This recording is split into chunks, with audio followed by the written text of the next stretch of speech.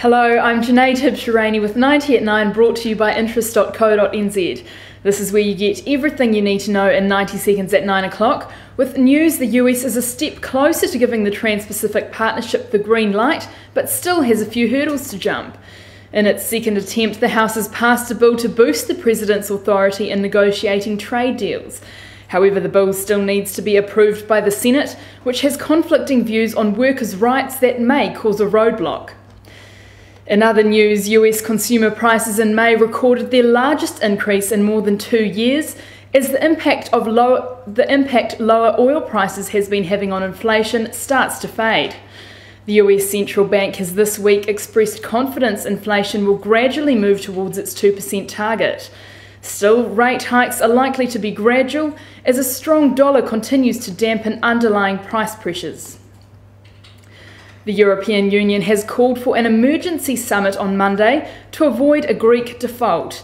Bank withdrawals have accelerated and government revenues have slumped, while Greece and its creditors remain in deadlock over a debt deal. They didn't make any breakthroughs on an agreement overnight, and Greece only has another week and a half to settle its debts with the IMF. China's housing market has continued to show signs of improvement in May, with more cities seeing new home prices increasing month on month. However, the property market remains largely anemic. Back in New York, US Treasury 10-year benchmark yields inched back overnight to 2.35%. The 2-year swap rate opens today at 3.08%, which is the lowest it's been in 2 years. US oil markets are pretty much unchanged, with the US benchmark price at $61 a barrel and Brent crude at $64 a barrel. The gold price is up to $1,199 an ounce. The New Zealand dollar has weakened following yesterday's announcement that GDP growth hasn't been as strong as expected. The dollar is the lowest it's been against the Australian in 6 months, falling to 88.8 Australian cents overnight.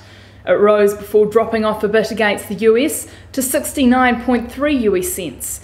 The dollar's also weakened against the euro to 60.9 euro cents. The TWI is at 72.5. I'm Janae Tibbs-Shirani, and that was 90 at 9, brought to you by interest.co.nz.